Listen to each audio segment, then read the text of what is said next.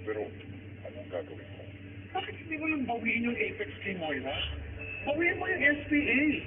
Hi guys, good morning. Welcome back sa aking channel. Sa mga bago po, please don't forget to like and subscribe my YouTube channel.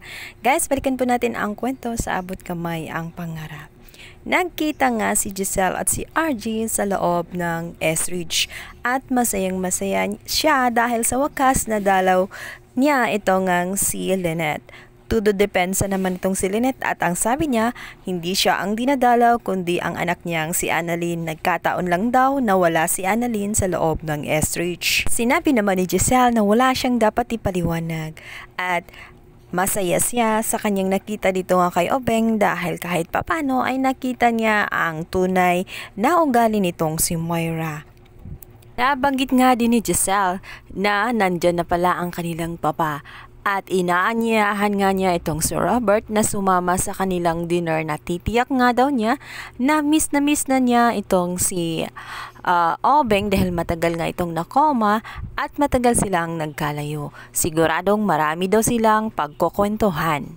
Ito naman ang aking mga tsorya. Siguradong pag nagkita nga itong si Obeng at ang kanyang papa, siguradong magkukwento ito tungkol sa ginawa ng kanyang asawa na pinalayas nga ang kanyang papa sa mismong ospital niya.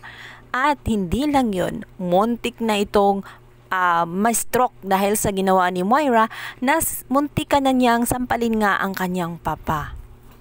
Siguradong sasabihin din ng kanyang papa na hindi maganda na ipinahintulot niya na pamahalaan ni Moira ang buong Apex dahil hindi siya magandang impluwensya at sobra siyang napaka-greedy na hindi dapat tularan.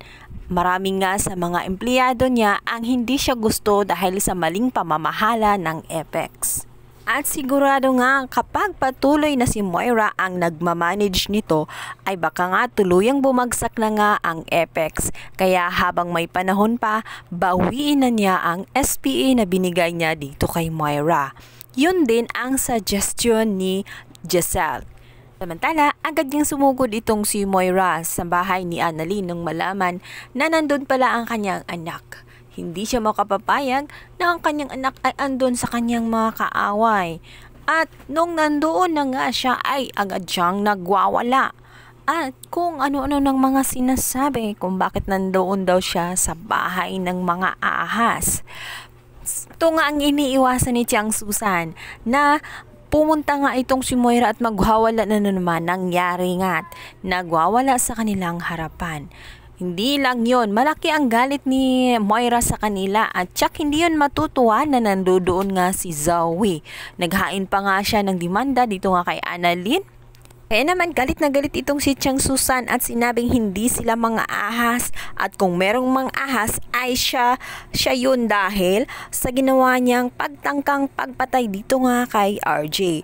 Dahil naitanong daw nila itong si Zoe at halata sa kanyang mga mukha na guilty siya na may kinalaman ang kanyang mommy sa pagtulak doon sa hagdan. Kaya nagkaroon ng amnesia ito nga si RJ. Lalo ngang uminit ang kanilang conversation hanggang sa hindi na mapigilan ay nagsabunutan na nga ang dalawa. Agad namang hinila ni Zoe ang kanyang ina. At ito namang si Lynette ay hinila din si Tiang Susan. Naawat naman silang dalawa subalit itong si Zoe ay talagang hindi na natutuwa sa kanyang mommy. Lalo tuloy siyang ayaw nang umuwi sa bahay nila. Pangan ang mga umiinit na tagpo dito lang sa Abot Kamay na Pangarap. Please don't forget to like and subscribe. Thank you.